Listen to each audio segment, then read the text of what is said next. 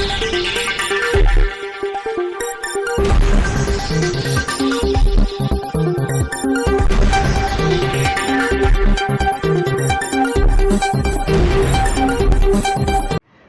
દર્શક મિત્રો, આપ જોઈ રહ્યા છો શિરોન સમાચાર।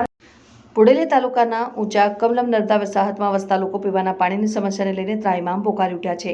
બોડેલી તાલુકાના ઊંચા કલમ ગુજરાત નર્મદા વસાહત જ્યાં છેલ્લા લગભગ 30 થી 32 વર્ષથી રહેતા હતા એવા ગ્રામજનો ગુજરાત રાજ્યના વિકાસ માટે પોતાનું ગ્રામ વતન ખેતીવાડી છોડી આવ્યા, પણ પોતે જ વિકાસથી દૂર થઈ ગયા।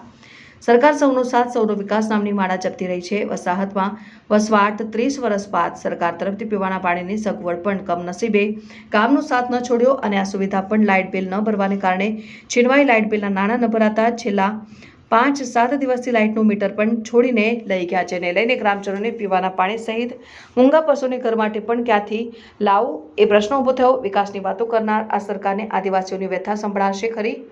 રિપોર્ટર વિરેન્દ્રસિંહ દેસાઈ, શિરોન સમાચાર ન્યૂઝ, બોડેલી, છોટાઉદેપુર। મારું નામ રાઠવા મમતાબેન ખુમાનસિંહ, મારું ગામ ઊંચા કલમ। અમે 35-40 વર્ષથી અહીંયા રહીએ છીએ, પણ અમને કોઈ સરકારી સુવિધા કે કશું મળ્યું નહીં। પાણી બી ચાલુ કર્યું તો 1 વર્ષ સારું આવ્યું, પાણી બી પીવાનું નહીં આવતું, ઢોરોનું વાપરવાનું એટલું આવે છે।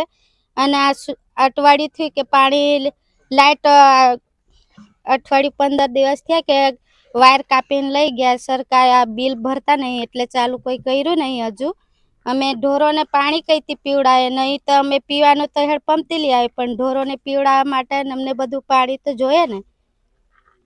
તો ચાલુ કરે 2 દિવસમાં ચાલુ કરી આપે, નહીં તો અમે પછી સેવા સવદ અને બોડેલી જશું। બધા ઢોરણ બધું છોકરાને એમને બધે લઈ જતા રહેશું। આ અમે મજૂરી કરવા જઈએ કે પાણી ભરવા જઈએ, બધું કઈ રીતે કરવાનું અમને બધું? નામ વાસીબેન અંબુભાઈ, ઊંચા કલમ ગામ। અમારા ગામમાં પાણીની સુવિધા 100 મહિનાથી ચાલુ હતું અને આ વાયર આવીને તોડી નહીં જતા, એટલે અમે ખેતી કામ કરવા જઈએ યા ઘરનું કરીએ કે વાસોડા ઢોરોનું પાણી પીવડાવીએ, કરીએ હું અમે તો મજૂરી કરી ખાઈએ છીએ। અમે તો ગરીબ માણસો છીએ, ખાલી પાણીની એકલી સુવિધા હતી એ પણ તોડી જતા।